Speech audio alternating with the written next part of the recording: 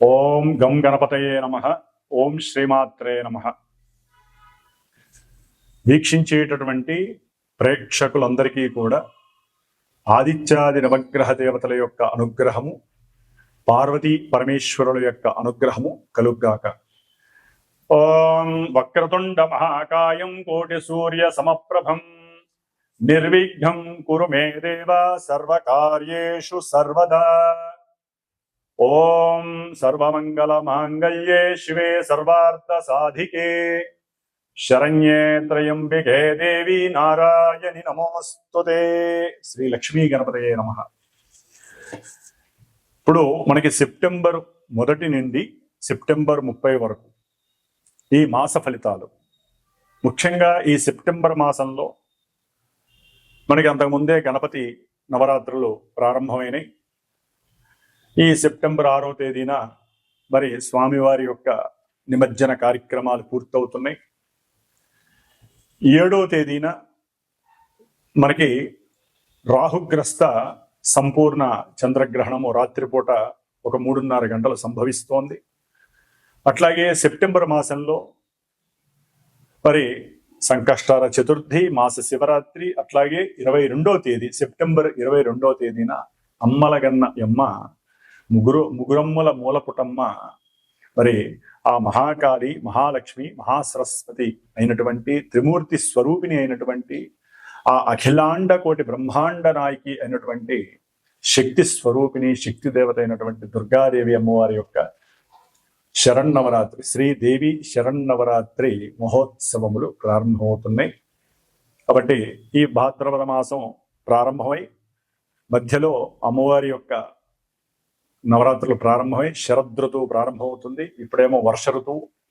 కాబట్టి ఈ ఋతువులు మారే సమయము అమావాస్య 21 సెప్టెంబర్ 21వ తేదీ ఆదివారం అవటం. కాబట్టి ఈ యొక్క ఋతువు మారేటటువంటి సమయంలో మనకి వర్ష ఋతువుకి అధిపతి చంద్రుడైతే శరత్ ఋతువుకి అధిపతి చలి అంటే శని మహానుభావుడు. కాబట్టి ఈ సమయంలో ఎన్నో రకాలైనటువంటి ఇబ్బందులు, అనారోగ్య సమస్యలు కలుగుతూ ఉంటాయి ఈ యొక్క కాలచక్రంలో మన పంచభూతాల ద్వారా.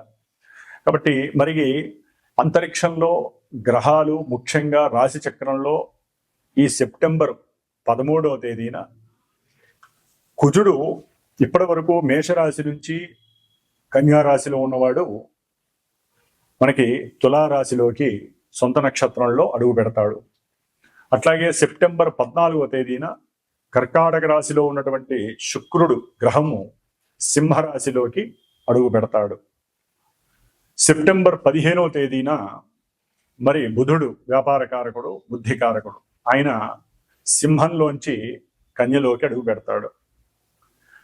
సెప్టెంబర్ 16వ తేదీన సూర్య భగవానుడు, మరి ఆయన గురించి మనం చెప్పుకోవాలి.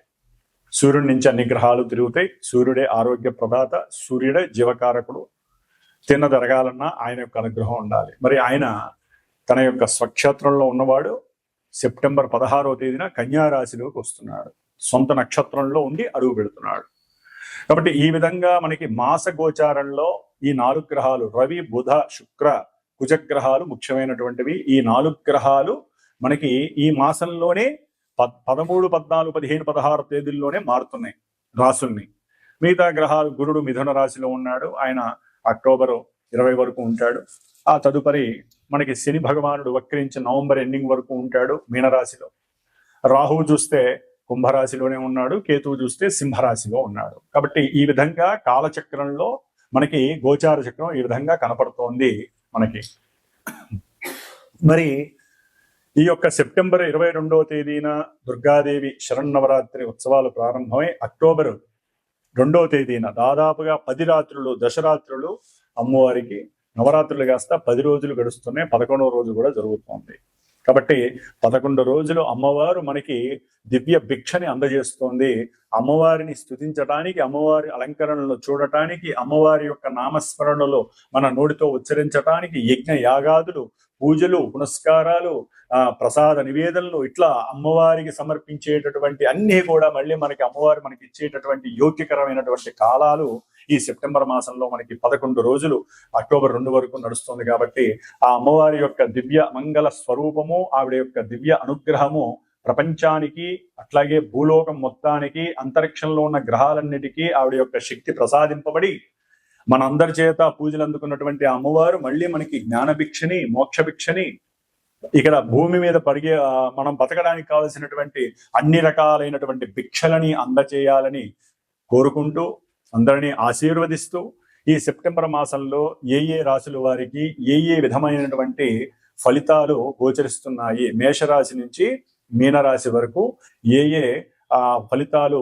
వీరికి లభిస్తున్నాయి అనేటటువంటి విషయాన్ని మనం ఇప్పుడు తెలియచేద్దాము. మిథున రాశి వారికి పరిశీలించినట్లయితే సెప్టెంబర్ 1 నుంచి 30 వరకు కూడా గ్రహస్థితులు వైవిధ్యకరమైనటువంటి అనుకూలతలు, ప్రతికూలతలు ఇస్తాయి. ముఖ్యంగా మిథున రాశి వారికి సూర్యుడి విషయంలో తీసుకున్నట్లయితే కనుక 3వ స్థానంలో ఉండి ధైర్యము, పరాక్రమము, అనుకున్నటువంటి కార్యాలయందు అభీష్టత నెరవేరటము, ఎటువంటి కార్యాలైనా సరే మొండి పట్టుదలతో ముందుకు తీసుకువెళ్ళటము, తెలివితో ముందుకు వెళ్ళటము, ఆ తండ్రి యొక్క సహాయ సహకారాలు, బంధువుల యొక్క సహాయ సహకారాలతో ఎటువంటి విషయాన్నైనా సరే రవి బుధులు కలిసి కేతువుతో కలిసి ఉండటం ద్వారా విశేషమైనటువంటి ఫలితాలు కలుగుతాయి. అట్లాగే ముఖ్యంగా సెప్టెంబర్ 15 వరకు కూడా శుక్రుడు ఈ యొక్క మిథున రాశి వారికి ధనస్థానంలో ఉండటం వలన షేర్స్ కానీ, పెట్టుబడులు కానీ, పెట్టినటువంటి పెట్టుబడుల్లో లేకపోతే చేసేటటువంటి వ్యాపారాల్లో భార్య భర్తలు వీరి ఇరువురు కూడా ఏదైనా డబ్బులు దాచుకుంటే, బంగారం దాచుకున్నా దాని యందు చక్కటి ధనవృద్ధి కలుగుతుంది.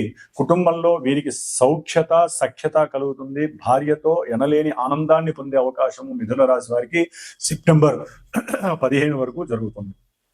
అట్లాగే కుజగ్రహం చతుర్థంలో ఉండటం వలన గృహ సంబంధితమైనటువంటి, భూ సంబంధితమైనటువంటి, విద్యా సంబంధమైనటువంటి విషయాలలో అన్ని విఘ్నాలు, ఆటంకాలు, లేనిపోని తలకాయ నొప్పులు, గొడవలు, సమస్యలు ఇవన్నీ కలిగే అవకాశం ఉంటుంది. ఒక రకంగా చెప్పాలంటే చేసే ప్రయాణాల్లో కూడా ఎన్నో ఆటంకాలు, ఎన్నో ఆపదలు వీరు ఎదుర్కొన్నారని చెప్పుకోవచ్చు. సెప్టెంబర్ 13 వరకు కూడా ఇలాగే నడుస్తుంది వాళ్ళకి. కుజగ్రహం 4వ స్థానంలో ఉండి తల్లి యొక్క అనారోగ్యము, అట్లాగే చేసే ఉద్యోగాల్లో కూడా ప్రదేశ మార్పులు కలగటము, ఇలాంటి విషయాల్లో కూడా వీరు ఇబ్బందులు పడ్డారని చెప్పుకోవచ్చు. ముఖ్యంగా వీరికి ఈ యొక్క మిథున రాశి వారికి జన్మరాశిలో ఉన్నటువంటి గురుడు వలన కాస్త చేసే వ్యాపారాల యందు అయిష్టత కలగటము, అనారోగ్య సూచనలు కలగటము, అట్లాగే ఆ వ్యాపారాన్ని వృద్ధి చేయాలనేటటువంటి మనస్సంకల్పం ఉన్న అవతల వ్యక్తుల నుంచి సరైనటువంటి సహాయ సహకారాలు లేకపోవడం, కర్మ పరిపక్వత లేకపోవడం వలన వీరికి కాస్త కావలసినటువంటి పూర్వపుణ్య ఫలాన్ని లభించకపోవడం వల్ల ఇబ్బందులు కలుగుతాయి. కాబట్టి వీరు దత్తాత్రేయుడి యొక్క స్థవాన్ని కానీ, అట్లాగే దత్తాత్రేయుడి యొక్క ధ్యానాన్ని కానీ వీరికి చేసుకున్నట్లయితే జ్ఞానం అనేటటువంటిది పరిశుద్ధమయ్యి, జ్ఞానం అనేటటువంటిది యోగాన్ని ఇస్తుంది వీళ్ళకి. అట్లాగే దశమంలో ఉన్నటువంటి వక్రించిన శని వలన ఉద్యోగంలో కొన్ని అవసరం లేనటువంటి స్థాన మార్పులు కలిగే అవకాశం ఉంటుంది. రాహు 9లో ఉండటం ద్వారా మిథున రాశి వారికి చేసే ప్రయాణాల యందు కొంత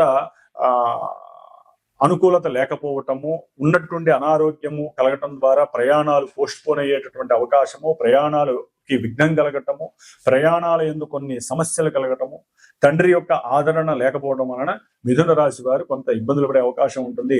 15 తర్వాత రవి బుధులు చతుర్థంలోకి వచ్చినప్పుడు విద్యార్థులకి ఇది ఒక ఆటంకంగా భావించండి. మీకు ధైర్యము, సాహసము అన్ని తగ్గిపోయే అవకాశం ఉంటుంది రవి బుధులు ఇద్దరు కన్యారాశిలో ఉండటం ద్వారా. కానీ మీరు గనక లక్ష్మీనారాయణుడు కానీ, విష్ణు సహస్రనామ పారాయణ కానీ చేసినట్లయితే కనుక కంపల్సరీ ఈ యొక్క విద్య అవయోగాన్ని మీరు యోగంగా మార్చుకునే పరిస్థితి అయితే కలుగుతుంది.